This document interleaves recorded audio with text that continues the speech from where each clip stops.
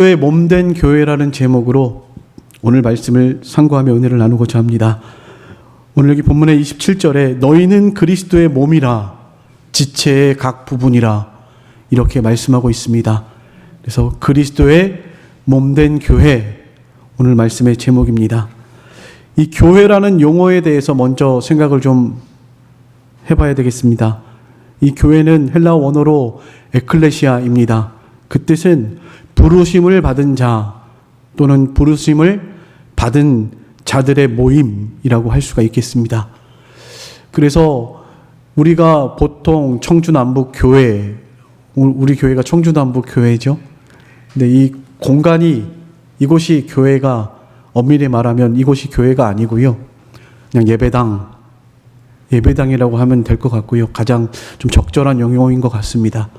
교회는 하나님께서 예수 그리스도의 피로 값주고 사셔서 불러내신 자들 한 사람 한 사람이 교회입니다. 다시 말하면 오늘날 저와 여러분들이 교회죠. 하나님께서 사랑하셔서 독생자 예수 그리스도를 이 땅에 보내시고 예수님께서 우리를 위해서 십자가에 피 흘려주심으로 우리의 모든 죄를 깨끗하게 씻어주시고 의롭다 칭해주시고 하나님의 자녀 삼아주시고 불러내신 자들, 그래서 세상 끝날까지 영원토록 함께 하시고 절대 버리지 않으시는 그 살아계신 하나님께서 우리를 불러내셨기 때문에 부르심을 입은 자들이다. 그것이 바로 교회의 정확한 의미라고 할 수가 있겠습니다. 그러니까 저와 여러분들이 교회입니다. 우리 한 사람 한 사람이 교회예요. 통상적으로 왜 이곳을 교회라고 하는가? 교회들이 모여서 하나님을 찬양하고 예배하고 하나님을 섬기기 때문에 그냥 통상적으로 교회라고 그냥 부르는 것입니다. 엄밀히 말한다면 여러분 한 사람 한 사람이 교회라는 것, 하나님이 불러내신 자들, 우리가 교회라는 것을 먼저 기억하셨으면 좋겠습니다. 예수 그리스도를 구주로 믿고 고백한 성도들, 그 사람이 바로 교회예요. 이 교회가 언제 처음 그 명칭이 사용됐는가, 그리고 누가 이 교회를 세웠는가? 마태복음 16장 17절 18절 한번 찾아보시겠습니다. 마태복음 16장 17절 18절입니다. 다 같이 읽겠습니다. 시작. 예수께서 대답하여 이르시되 바요나 시몬아 내가 복이 있도다. 이를 내게 알게 한 이는 혈육이 아니요 하늘에 계신 내 아버지시니라. 또 내가 내게 이르노니 너는 베드로라. 내가 이 반석 위에 내 교회를 세우리니 음부의 권세가 이기지 못하리라. 예, 아멘. 반석 위에 이 교회를 세우리니, 내 교회를 세우리니 음부의 권세가 이기지 못하리라. 네. 내 교회를 세우셨다. 여기 말하는 나는 그 주체가 예수님이시죠. 예수님이 지금 베드로에게 이 말씀을 하신 것입니다. 그리고 예수님이 반석 위에 내가 교회를 세우겠다 이렇게 말씀하고 있습니다. 여기서 크게 두 가지 해석이 있는데요. 천주교에서는 이 반석을 베드로로 해석을 합니다. 그래서 교황이 일대 반석이고 그 이후로 교황의 권세 위에 이 교회를 세웠고, 그렇기 때문에 성경의 권위보다도 교황의 권위와 권세가 더 위에 있는 것이 천주교의 신앙이라고 할 수가 있겠습니다. 여러분 그거 성경적으로 옳다고 생각하십니까? 네, 절대 그렇지 않습니다. 우리 개신교에서는 이 반석을 예수 그리스도로 해석합니다. 그 이유를 잠깐 설명을 드린다면, 앞에 말한 베드로, 페트로스라고 헬라어 용어로 원어로는 페트로스이고요. 그것은 고유 명사고 남성 명사입니다. 그러니까 베드로 그 자체를 의미하는 거예요. 반석, 돌, 뭐 그런 의미입니다. 베드로의 이름 그 자체, 그것을 의미합니다. 그러나 뒤에 말하는 헬라어는 반석 위에 내가 이 교회를 세우겠다라고 할 때 이 반석은 페트라입니다. 여성 명사고요. 이 페트라는 고린도전서 10장 4절에도 사용이 됐는데, 고린도 10장 4절에 내가 이 이 반석은 곧 그리스도라. 제가 여기 적어놓지 않아가지고 성경을 한번 찾아보시죠. 고린도 앞에로 몇 장만 넘기시면 있으니까요. 10장 4절입니다. 네, 10장 4절. 다 같은 신령한 음료를 마셨으니 이는 그들을 따르는 신령한 반석으로부터 마셨음에 그 반석은 곧 그리스도시라. 네. 반석은 곧 그리스도라. 그때 그 반석이 페트라가 사용됐고요. 오늘 여기 본문에 아까 읽으셨던 마태복음 16장에 반석 위에 내 교회를 세우겠다 할 때도 페트라가 사용됐습니다. 그러니까 그 반석은 그리스도인 것이 분명합니다. 그리고 그 교회를 세우신 분이 주님이시고 그 교회의 주인도 바로 주님이세요. 이 교회는 용어가 사용된 것은 신약시대지만 예수님이 이 땅에 오셔서 오늘 이 마태복음 16장 18절에 내가 이 반석 위에 교회를 세우겠다라고 선언하고 계셨지만 사실은 아까 고린도전서 10장 4절에 있는 말씀처럼 모세와 함께 있었던 이스라엘 백성들도 반석으로부터 신령한 음료를 마셨다라고 할 때 그들도 교회인 것이 분명하다라는 것을 그 성경이 증거하는 거예요. 그러니까 이 교회의 존재는 이미 창세기에 아담이 범죄한 이후로 그때부터 하나님의 백성들, 하나님께 부르심을 받은 자들이 존재했다라는 것을 여러분 꼭 기억하셨으면 좋겠습니다. 창세기 3장 15절이 원시복음이죠. 가죽옷을 지어 입히면서 여자의 후손이 뱀의 머리를 쪼갤 것에 대해서 이렇게 예언한 말씀이 창세기 3장 15절에 나오는데요. 그것이 우리는 가장 최초의 복음이라고 여기고 그 최초의 복음을 믿음으로 말미암아서 그 최초의 복음에 약속된 장차 오실 그리스도를 믿음으로 말미암아서 하나님의 백성이 되는 것이고요. 교회가 되는 겁니다. 하나님이 부르심을 얻은 자. 그래서 우리는 엄밀히 말하면 이 언약 신약 안에서 구약과 신약의 연속성을 믿고 구약 시대 성도들도 오실 예수 그리스도를 믿음으로 말미암아서 구원을 얻었고 신약 시대 성도들도 오신 이 예수 그리스도를 믿음으로 말미암아서 구원 얻는다는 것을 여러분 꼭 기억하셨으면 좋겠습니다. 그러니까 이 교회는 사실은 아담 때부터 교회가 존재했고요. 교회라는 이 명칭이 정확하게 사용된 것은 오늘 이 본문 마태복음 16장 18절에 반석 위에 내 교회를 세우겠다. 예수님이 처음 사용하신 겁니다. 내 교회를 세우겠다. 그렇기 때문에 이 교회를 세우신 분은 바로 주님이시고 그 교회의 구성원이 되는 것은 베드로의 이 신앙 고백, 그러니까 주는 그리스도시요 살아계신 하나님의 아들이십니다라는 이 신앙 고백 위에 이 교회를 세우시겠다라고 하는 이 믿음 위에 교회를 세우시겠다라고 하는 주님의 선언이라고 할 수가 있습니다. 여러분, 우리가 예수를 믿고 구원받은 성도들, 이 신앙 고백 위에 하나님이 반석 위에 교회를 세우시고 우리를 구원하셨다라는 것을 꼭 기억하셨으면 좋겠습니다. 그렇기 때문에 다른 말로 하면 교회는 신앙 고백의 공동체입니다. 신앙 고백이 같아야 해요. 신앙 고백이 다른 것은 교회라고 할 수 없고 신앙 고백이 다른 것은 구원받을 수 없습니다. 오직 구원은 예수 그리스도 그 이름을 믿는 것 외에는 다른 방법이 없습니다. 여러분들, 우리가 주는 그리스도시고 살아계신 하나님이라는 것, 하나님의 아들이라시라는 것을 믿음으로 고백하였기 때문에 하나님께서 그 신앙 고백 위에 우리를 교회로 부르셔서 이렇게 함께 신앙생활하고 있다는 것에 대해서 다시 한번 기억하셨으면 좋겠습니다. 그리고 이 교회를 절대로 음부의 권세가 해하지 못합니다. 왜냐하면 천지 만물의 주인이시고 말씀으로 만물을 창조하신 창조주 하나님께서 이 교회를 지키시고 보호하시기 때문이에요. 아무리 원수 마귀가 우는 사자와 같이 교회를 해하려고 해도 절대로 이 교회가 해하지 않습니다. 육신의 눈에 보이는 이 건물은 없어질 수 있어요. 이북의 과거에 우리나라의 복음이 1885년 맨 처음 들어갔을 때 평양이 동양의 예루살렘이라고 할 만큼 그곳에 어마어마한 교회들이 세워지고 하나님의 백성들이 불려졌습니다. 근데 지금 우리 눈에 보이는 교회 없죠. 북한에.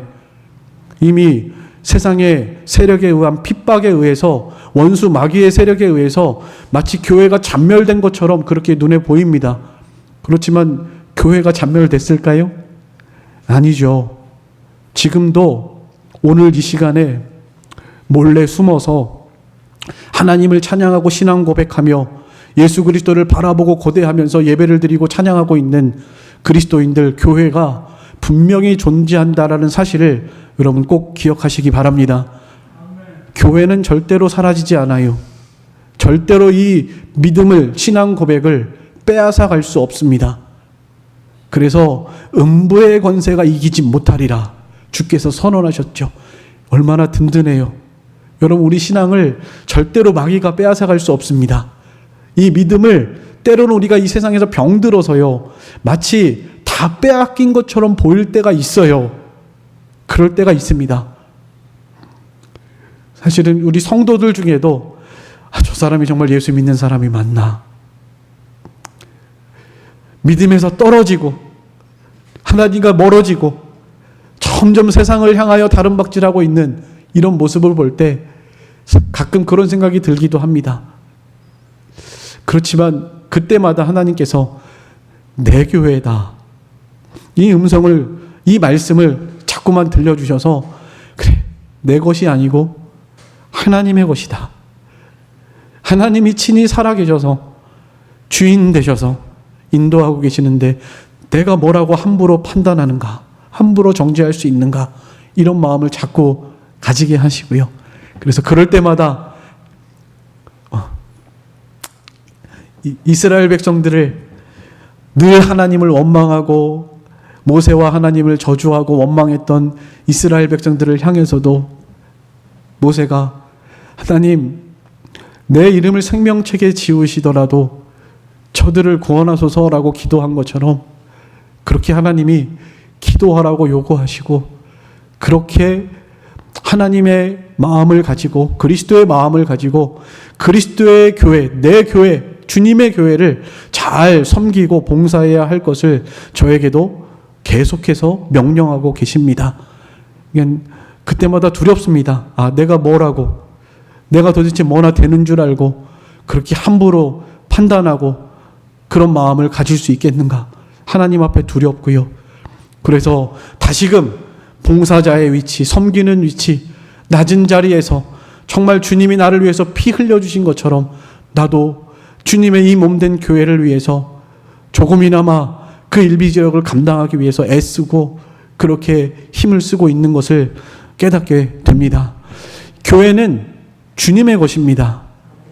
주님이 세우셨고 절대로 음부의 권세가 해할 수 없고요. 우리가 좀 고장났어도 우리 칼빈주의 5대 교리 가운데 마지막 성도의 견인의 교리를 믿죠. 고장난 차 견인해 가는 거예요. 이번에 우리 교회차 서울에 제가 사경에 인도하러 가다가 오산쯤 가가지고 차가 퍼졌어요. 그래가지고 맡겨놓고 사경에 갔다 왔는데요.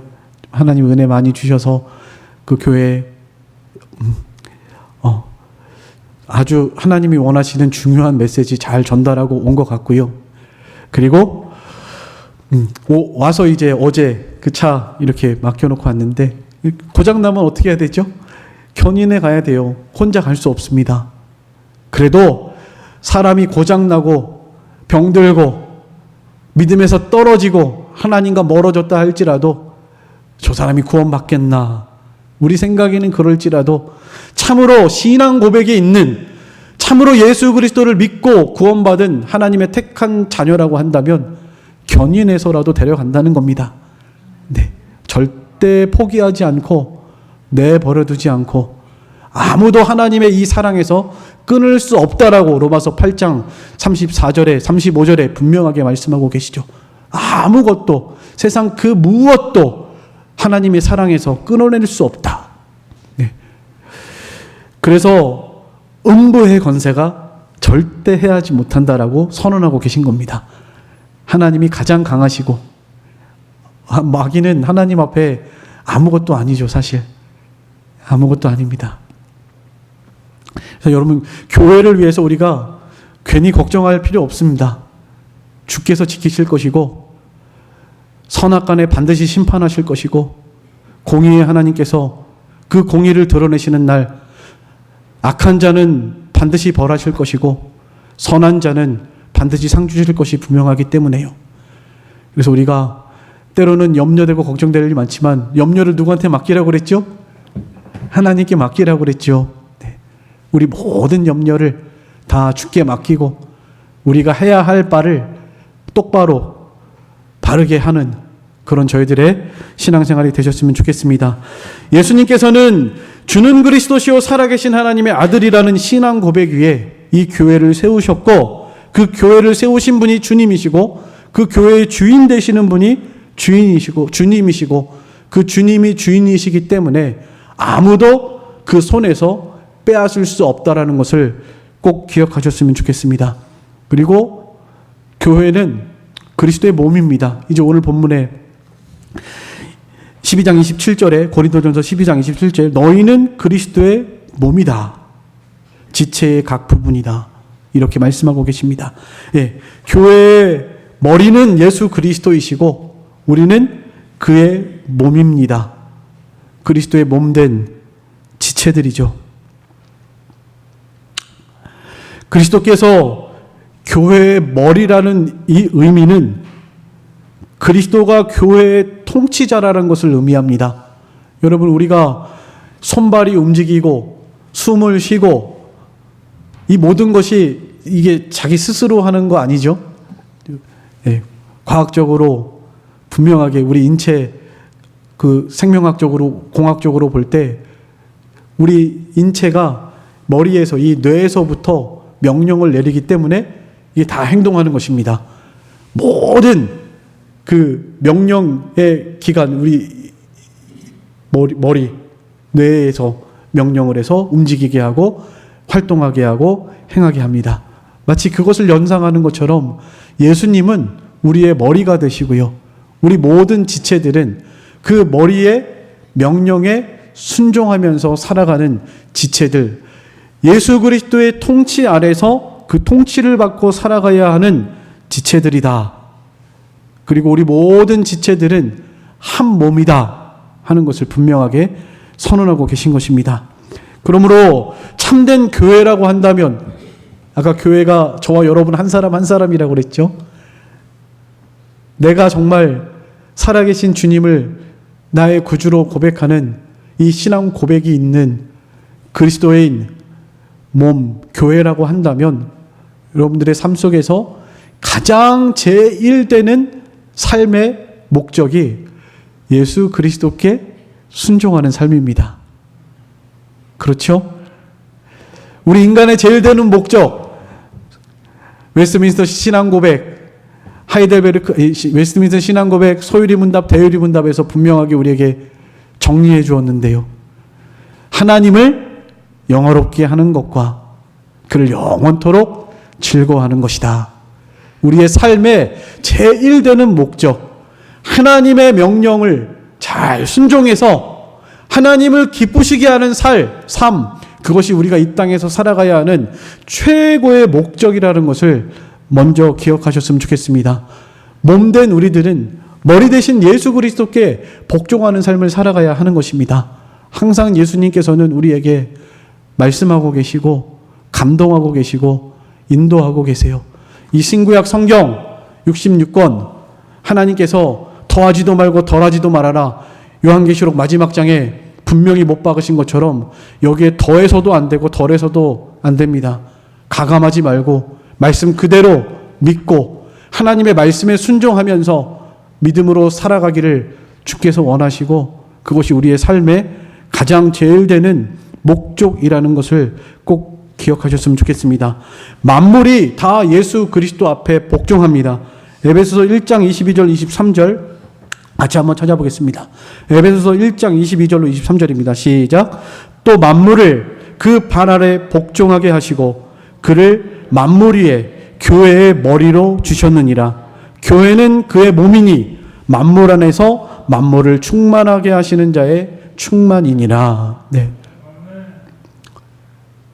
만물을 복종하게 하셨습니다. 예수 그리스도 앞에 모든 무릎을 꿇게 하시고 그를 주라 칭하게 하시고 그의 앞에 복종하게 하셨다. 그것이 하나님의 뜻이에요. 그래서 우리 교회, 그리스도의 몸된 교회는 머리 되시는 예수 그리스도께 언제나 순종하고 복종하는 삶을 살아가야 한다는 것을 여러분 꼭 기억하셨으면 좋겠습니다. 만약에 우리 몸의 지체가 원하지도 않았는데 마음대로 행동한다면 그거 어떻게 해야 되겠죠? 고쳐야 되겠죠. 치료해야 되겠죠. 몸이 말을 안 듣는 거예요. 내 생각대로 움직이지 않는 거예요, 몸이. 그러면 심각한 문제인 것을 알고 병원에 가서 병을 고치는 것처럼 우리가 우리 삶 속에서 내가 정말 그리스도를 중심으로 살아가고 있는가?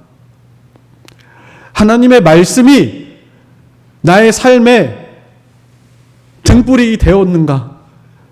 내가 내 생각, 내 뜻, 내 마음대로, 내 자유대로 살아가지 않고 정말 내 삶의 최고의 우선순위가 하나님의 말씀에 순종하고 하나님을 기쁘시게 하는 것인가를 늘 우리 자신들을 좀 점검하시면서 우리 몸이 병들지 않은 것처럼 않으려고 건강검진하시는 것처럼 우리 영적인 상태도 심각한 병들지 않도록 말씀으로 늘 자기 자신의 영혼을 거울로 비춰보시고 예수 그리스도의 거울 앞에 세워보시고 점과 흠이 발견되신다면 좀 고쳐서 하나님이 기뻐하시는 이런 순종의 사람으로 만들어져 나가는 그런 저희들의 신앙생활이 되셨으면 좋겠습니다. 머리 대신 그리스도께 복종해야 한다. 오늘 이제 본문에서 중요한 것들을 말씀하고 있는데 이것을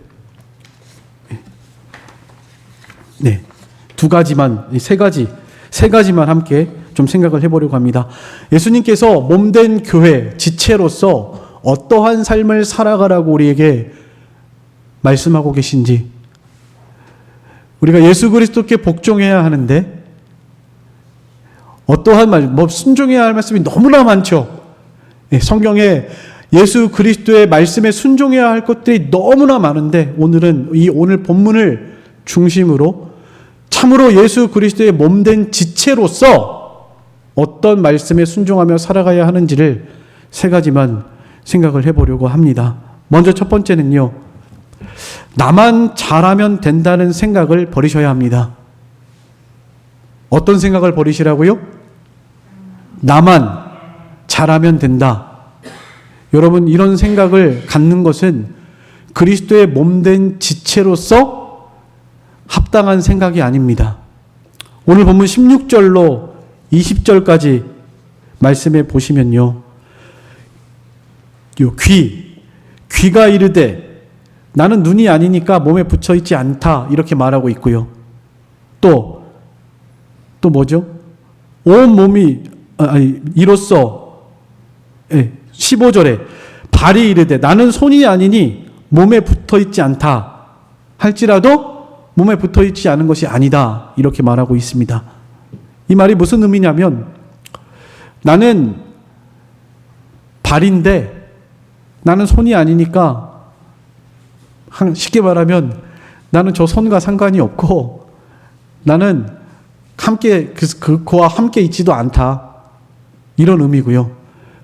귀가 눈더러 이르되 나는 눈이 아니니까 몸에 붙어 있지 않다, 이 말 또한 마찬가지인 것이죠. 그러니까 이 말은 나만 잘하면 되지 뭐 다른 사람 무슨 상관이 있는가, 그런 생각하지 말라는 것입니다. 그렇게 말한다 할지라도 몸이 아닌 것이 아니죠. 모두가 다 한 몸이고 한 지체입니다. 나와 상관없다, 저 사람. 내가 뭐 저 사람까지 신경 쓰고 사나? 또 때로는 뭐 저 사람이, 하나님은 저 사람은 귀하게 여기시고 나는 이렇게 쓸데없게 만들었네? 라고 생각할 수도 있겠죠. 그런 것이 아니라는 거예요. 멸시하지도 말고, 그렇다고 저 사람 때문에 열등의식을 가질 필요도 없고, 나와 저 사람이 아무 상관이 없다 이렇게 생각하면서 살아가지 말라는 것입니다. 우리는 그렇게 생각하고 있다고 할지라도 한 몸이 아닌 것이 아니고 모두가 다 예수 그리스도를 머리로 한 지체요, 한 형제요, 자매라는 것을 먼저 꼭 기억하셨으면 좋겠습니다. 여러분이 신앙생활 하면서요, 종종 그런 분들이 있습니다. 교회 가봐야, 세상이 교회가 완전한 교회가 어디 있습니까? 네, 완전한 교회 없습니다. 아무리 완전한 교회를 찾아보고 싶어도 이 세상에 완전한 교회 없습니다. 그런데 그것 때문에 상처받아가지고 교회 가봐야 쓸데없고, 뭐 저 교회하고 나하고 상관없어, 나만 신앙생활 잘하면 되지 뭐, 그러면서 혼자 집에서 예배드리고 혼자 잘 믿는 것처럼, 혼자 신앙생활 잘하는 것처럼 그렇게 착각하고 살아가시는 분들이 참 많습니다. 어리석은 것입니다. 교회가 왜 세워졌는지, 왜 하나님께서 교회에서 신앙생활을 하게 하셨는지 그 이유 자체를 깨닫지 못하는 어리석음입니다. 자기만 잘하겠다는 이기주의적인 신앙이고 아주 교만한 신앙생활이라고 할 수 있겠습니다. 하나님께서는 왜 우리를 이렇게 부족하고 연약한 지체들을 한 몸이 되게 하셔서 함께 신앙생활하게 하셨을까? 그 이유는 분명합니다. 오늘 여기 본문에 있는 말씀처럼 도우라고 그랬죠. 25절입니다. 25절 한번 같이 읽어보겠습니다. 오늘 본문 25절 시작. 몸 가운데에서 분쟁이 없고 오직 여러 지체가 서로 같이 돌보게 하셨느니라. 왜 하나님이 이렇게 부족하고 연약한 사람들 만나면 분명히 분쟁이 있을 거 알고 서로 멸시하고 교만하고 이렇게 행할 연약한 자들인 줄 알면서도 왜 이렇게 하나님께서 함께 신앙생활하게 하셨을까요? 그 이유는 분명합니다. 서로 사랑하고 그 연약함을 잘 돌보아 주라고 그렇게 하셨다라는 것을 꼭 기억하셨으면 좋겠습니다. 에베소서 4장 12절 말씀도 한번 찾아보겠습니다. 에베소서 4장 12절입니다. 다 같이 읽겠습니다. 시작. 이는 성도를 온전하게 하여 봉사의 일을 하게 하며 그리스도의 몸을 세우려 하심이라. 네. 하나님께서 그 위에 보면 직분을 주셨는데 어떤 분들은 교회에 직분도 필요 없다고 하시는 분들도 있어요. 다 모두가 형제자매지 무슨 목사가 필요하고 권사가 필요하고 장로가 필요하고 집사가 필요하냐? 직분은 성경적이지 않다. 이렇게 말하는 분들도 계십니다. 네. 그것도 어리석은 말입니다. 왜 하나님이 우리에게 직분을 주셨죠? 뭐 권세 쓰라고 그렇게 주셨나요? 아닙니다. 이 직분은 엄밀히 따지면 봉사, 섬기는 서비스직입니다. 봉사직, 섬기는 일, 관리자, 봉사자, 종, 그런 의미를 가지고 있습니다. 그러니까 이 직분은 무슨 권세를 부리라고 마치 교황처럼 교회의 머리가 되라고 그렇게 주신 게 아니에요. 섬기라고. 예수님이 이 땅에 오실 때도 섬김을 받으려 온 것이 아니라 섬기려 하고 자기 목숨을 대성물로 떼어주려고 오신 것처럼 우리들에게 직분을 주신 이유 또한 마찬가지입니다. 섬기라고. 너에게 주신 달란트와 은사, 그것을 잘 관리하는 청지기처럼 잘 사용해서 연약한 자들을 도우라고 우리에게 직분을 주시고 은사를 주시고 모든 은사와 재능을 선물로 주셨다라는 것을 꼭 기억하셨으면 좋겠습니다. 그러니까 교회 가서 연약한 가운데 연약한 사람들이 모였으니까 얼마나 문제가 많겠어요, 교회가. 다 그렇습니다. 작은 교회라고 문제가 없고 큰 교회라고 문제가 많고 그런 거 아닙니다. 지상에 있는 교회는 어느 한 교회도 완전한 교회가 없고 다 문제투성이다. 그렇지만 그 가운데에서도 우리가 함께 신앙생활을 해야 되는 분명한 이유는 하나님의 명령이고요. 하나님이 우리에게 주신 은사와 달란트를 잘 사용해서 그들을 섬기고 봉사하라고 하셨다라는 것을 꼭 기억하시기 바랍니다. 그래서 교회가 존재하는 것이고요. 우리가 교회에서 신앙생활할 때 꼭 기억해야 할 주님의 명령, 첫 번째는 나만 잘하면 된다라는 생각을 버리시기 바랍니다.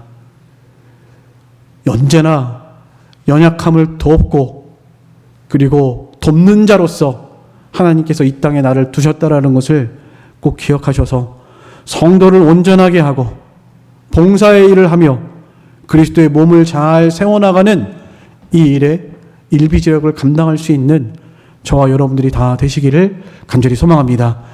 두 번째 명령은 다른 사람을 쓸데없다라고 생각해서는 안 됩니다.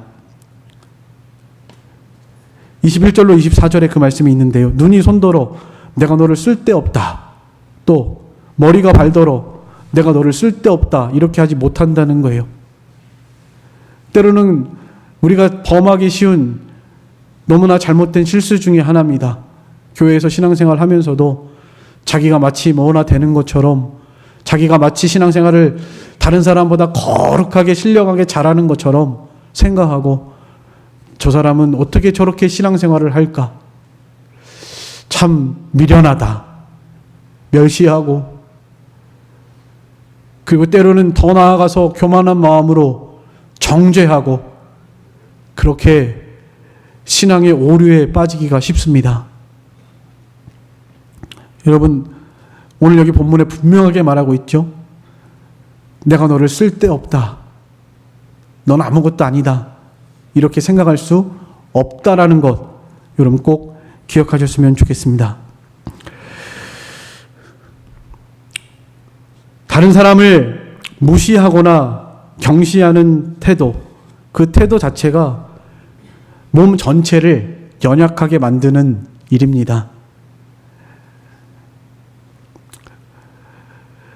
그리고 더 중요한 것은요, 23절에 보시면 우리가 몸에 덜 귀히 여기는 그것을 더욱 귀한 것들로 입혀주고 우리의 아름답지 못한 지체를 더욱 아름다운 것들을 얻느니라 이렇게 말하고 있습니다.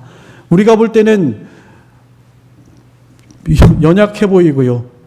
아무것도 없는 것 같고 그래서 무시하고 멸시할 만한 그런 상태에 있어 보인다 할지라도 더 연약한 자가 오히려 더 중요한 일을 그리스도의 몸된 지체로서 사명을 감당하고 있다라는 사실을 여러분 꼭 기억하시기를 바랍니다.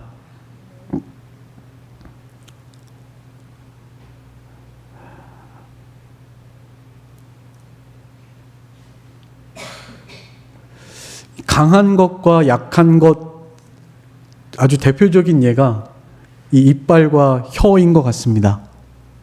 이빨은 강해 보이죠. 또 하는 일도 많은 것처럼 보입니다. 그렇지만 사실은 약하고요. 그리고 혀는 물렁물렁하고 약해 보이죠.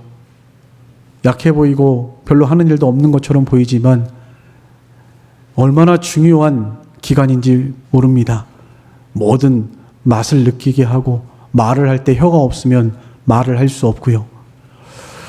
이건 약하게 보이지만 너무나 요긴하고 중요한 일을 하고 있고 이는 강하게 보이지만 사실은 약하고 부러지기도 쉽고 썩기도 쉽고 그래서 이빨이 혀는 하나지만 이빨은 많죠. 하나님이 그렇게 두셨죠. 강하고 강해 보이지만 약하기 때문에 빠져도 다른 걸로 대체하려고 이렇게 두신 것 같아요. 많이. 우리의 신앙생활하는 가운데서도요. 우리 지체 중에 약해 보이는 사람이 우리 눈에 볼 때는 약해 보인다 할지라도 하나님이 보실 때는 더 중요한 역할을 하고 있는 그런 분들이 교회 안에도 언제나 존재한다라는 것을 꼭 기억하셨으면 좋겠습니다. 겉으로 볼 때는 약해 보이죠.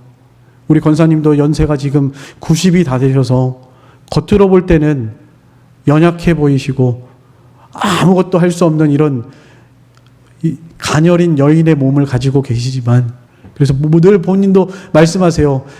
이제는 늙어서 내가 교회를 위해서 아무것도 일할 수 없고 기도밖에는 할 수 없다라고 하시죠. 바로 그겁니다. 기도.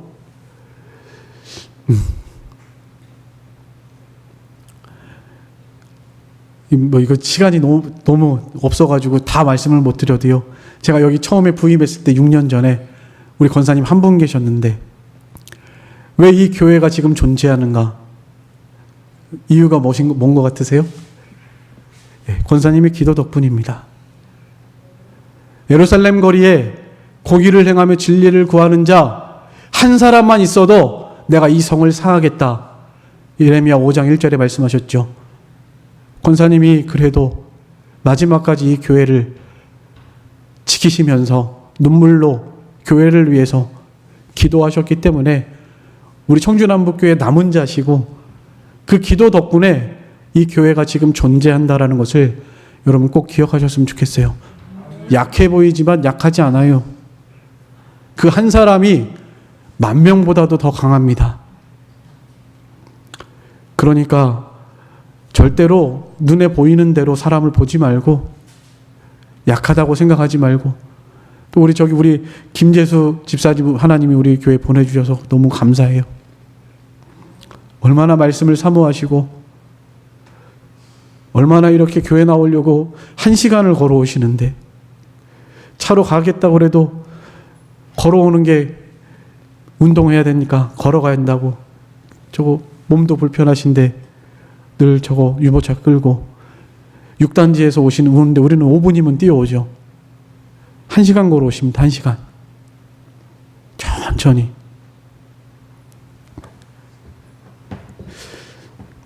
어린아이와 같은 순전한 마음으로 교회를 얼마나 사랑하시고, 말씀을 얼마나 사모하시고, 하나님을 얼마나 사랑하시는지 느껴져요. 하나님이 정말 너무나 귀하게 생각하실 것이라 생각합니다. 약해 보이지만 사실은 약하지 않아요.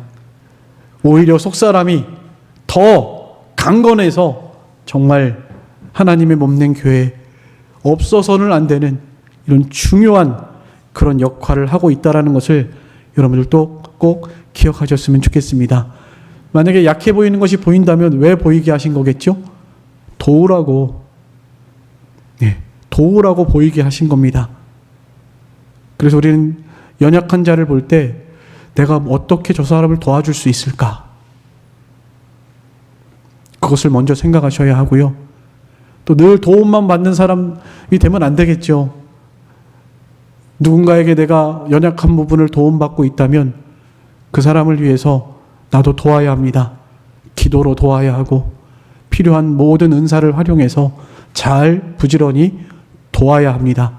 그래서 교회는 돕는 곳입니다. 연약한 자를 돌보는 곳, 돕는 곳. 교회론에 대해서 좀 확실하게 정체성을 가지시고 살아가셨으면 좋겠습니다. 자기를 위해달라고 안 위해주면 섭섭해서 시험 들어가지고 교회 떠나고, 그래서 이 교회 저 교회 옮겨 다니고, 그거 어린아이입니다. 어린아이예요. 좀 신앙생활이 오래되면 될수록 우리 육체도 나이가 먹으면 자라나는 것처럼 우리의 영혼의 실력도 좀 성숙해지고 자라나고, 그리스도를 좀 닮아가면서 교회 안에서 신앙의 연조가 깊을수록, 또 직분을 가지고 있을수록 더욱더 본이 되는 생활, 섬기는 생활, 연약함을 돌보고 돕는 이런 생활을 잘 감당할 수 있는 그런 저와 여러분의 신앙생활 다 되시기를 간절히 소망합니다. 마지막으로 세 번째는 함께 아파하고 함께 기뻐해야 하는 공동체입니다. 25절로 27절입니다. 몸 가운데 분쟁이 없고 오직 여러 지체가 서로 같이 돌보게 하셨느니라. 만일 한 지체가 고통을 받으면 모든 지체가 함께 고통을 받고, 한 지체가 영광을 얻으면 모든 지체가 함께 즐거워하느니라. 너는 그리스도의 몸이요 지체의 각 부분이라. 누군가 아파하고 있다면 모른 채 하지 마시고 같이 아파해 줄 수 있는, 그래서 마음을 다해서 도울 수 있는 그런 믿음의 공동체가 되었으면 좋겠습니다. 옛날에 어른들이 그런 말 하죠. 아픈 손가락, 자식들을 말할 때 그런 얘기 합니다. 옛날에는 아이를 10손가락 이렇게 낳으셨잖아요. 우리 할머니도 10명을 낳으셨는데, 그리고 우리 아버지 형제가 10명입니다. 10손가락인데, 그 중에 안 아픈 손가락이, 하나는 꼭 아픈 손가락이 있죠. 어쨌든 그 10명과 비교해서 제일 아픈 손가락이 있으니까요. 상황과 여러 가지 환경은 다르겠지만 부모가 생각할 때 가장 아픈 손가락이 분명히 있습니다. 그 아픈 손가락 아프다고 잘라버리나요? 죄는 도려내야죠. 그래서 교회에서는 권징이 반드시 필요하고, 근데 요새는 이 권징 자체가 의미가 없는 것이, 이 교회만 교회냐? 치리하면 다른 교회 가면 되지 뭐. 이게 참 안타까운 일입니다. 그렇다고 해서 죄를 그대로 둘 수도 없고, 교회에서 권징을 반드시 실시해야 하고 치리해야 하는 것이 참교회의 표징 중에 하나죠. 말씀과 성례와 권징. 네. 어쨌든 책망도 달게 받는 사람이 복된 사람입니다. 여러분 혹시라도 말씀을 가운데에서 하나님의 책망을 받으신다면, 저 어린 목사가 나를 책망한다 이렇게 생각하지 마시고요. 하나님께서 지금 우리 눈에 보이지 않아도 말씀으로 찾아오셔서 나를 책망하시는구나, 이렇게 여기시면서 책망도 좀 달게 받으실 수 있는 그런 저희들의 신앙이 되셨으면 좋겠습니다.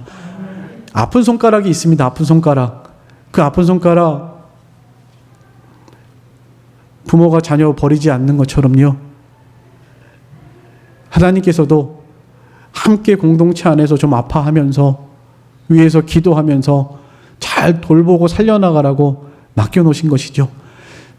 선한 사마리아인의 예를 통해서 분명히 교훈하셨습니다. 예수님께서 길 가다가 선한 사마리아인 길 가다가 강도 만나가지고 거반 죽게 된 사람이 있었잖아요. 죽게 된 사람, 그 사람 이렇게 잘 데려다가 치료해주고 또 주막에 맡겨놓고, 내가 돌아올 때 나머지 비용을 지불할 테니까 잘 돌봐주십시오 라고 주막에 맡겼죠. 여러분, 우리가 잘 아는 것처럼 그 선한 사마리아인은 예수 그리스도를 상징하고요, 주막은 교회를 말합니다. 하나님께서도 이 땅에 자신의 몸된 교회를 우리 교회, 주막과 같은 우리 교회에 맡겨서 잘 돌보게 하셨습니다. 내가 다시 와서 다 갚아줄 거니까 잘 성심을 다해서 잘 돌봐라. 우리가 희생한 거, 헌신한 것만큼 주님께서 이 땅에 다시 오시면 반드시 다 갚아주실 것이니까 잘 돌보게 하셨다라는 것을 꼭 기억하셨으면 좋겠습니다. 모른 척 하지 마시고요. 좀 저 사람을 내가 어떻게 도와줄 수 있을까? 저 사람이 지금 어디가 아픈가? 뭐 때문에 힘들어하고 있는가? 좀 관심을 가지시고 위에서 기도해 주시고 필요한 부분에 있어서 도와줄 수 있는 그런 우리들의 신앙생활이 됐으면 좋겠고요. 누군가 기뻐한다면 함께 기뻐할 수 있는 이런 신앙의 공동체가 되셨으면 좋겠습니다. 다른 사람이 기뻐할 때 배 아파하는 사돈이 땅을 사면 배가 아프다. 참 못된 신보죠. 네. 정말 사랑하는 내 형제, 형제가 잘 되면 진짜 축복해줘야 마땅한데 배 아파하는 사람들이 많은 것 같습니다. 시기하고 질투하고. 여러분, 우리 교회 안에서는 절대로 그래서는 안 될 것입니다. 누군가 잘 되면 진심으로 축복해주고, 나도 저렇게 신앙생활 하면서 하나님이 주시는 은혜와 복을 받고 싶다, 이런 마음을 가지셔야죠. 아무쪼록 함께 아파하고 함께 기뻐하는 신앙의 공동체라는 것을 꼭 기억하면서 주님이 다시 오실 때 우리의 모든 수고, 눈물 닦아주시고 모든 수고 일한 대로 갚아주실 것이고 잘했다 칭찬해 주시고 위로해 주실 것이라는 이런 소망 가운데에서 좀 정신을 차리고 근신하여 기도하시면서 무엇보다도 뜨겁게 서로 사랑하며 주님의 몸된 교회를 잘 세워나가는 저와 여러분의 신앙생활 다 되시기를 간절히 소망합니다. 이제 다 같이 통성으로 잠깐 기도하겠습니다. 오늘 말씀을 통해서